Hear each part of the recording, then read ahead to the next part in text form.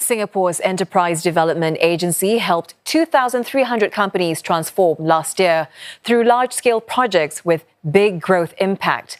It's fewer than the 3,000 firms in 2023.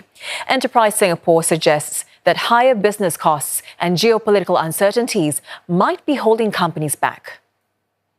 It was a lower number in terms of total number of companies, but the outcomes that they are projecting from these projects is much stronger. In 2024, on an average basis, each company is projected to increase its revenue by $8.6 million per year. This is about 50% higher than in 2023. EnterpriseSG's latest report shows firms that made changes are expected to see an extra $14.5 billion in annual revenue from productivity, innovation, and overseas expansion. Over 12,000 new jobs are also expected to be created. Meantime, EnterpriseSG also supported 9,200 companies to get basic upgrades like digital solutions and explore overseas opportunities through trade fairs and partnerships. While China and India remain the top markets for businesses expanding abroad, interest is growing in the Middle East, Europe, and the US.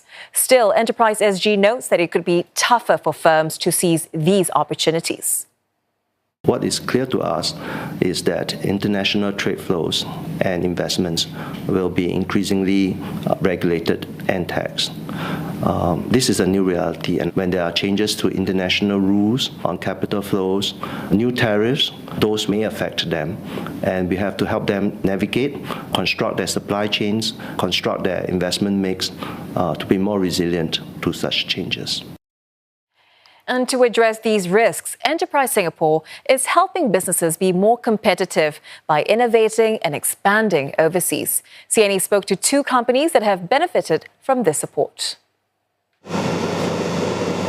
Established in the 1980s, this food manufacturer has been part of the local F&B scene for over 40 years.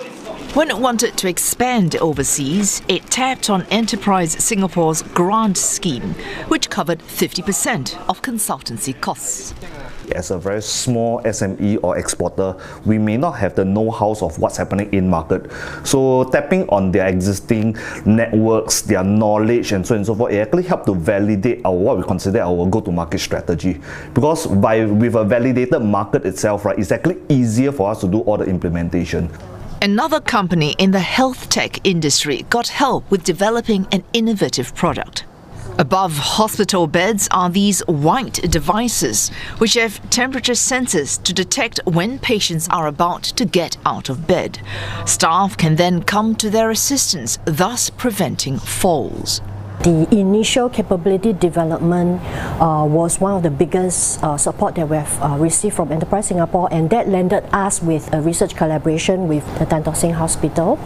And because of that, we were able to then work very closely with the clinicians on the ground to co-develop the product and a solution that truly meets the operational challenges that currently the global healthcare institution is facing. To support companies in nascent sectors like precision medicine, offshore wind and climate tech, EnterpriseSG is building connections with partners in established markets to help them access customers, investors and expertise. Even in the midst of this turbulence and uncertainties, there are really many pockets of opportunities out there. There are still gains to be made from undertaking transformation and growth, and we really want to encourage more companies to do that. The Enterprise Development Agency is also looking to help SMEs reduce compliance burden, speed up grant issuance, and access government resources more easily. Now, one way is through a new SME Pro-Enterprise office that will be launched in the next few months. New or emerging business concepts can turn to this office for help if there are no existing or unclear regulations. Local firms will also have access to a new digital platform later this year that will provide programs, contacts, tools, and resources tailored for each company. Personalized business advisory guidance will also be available at SME centers.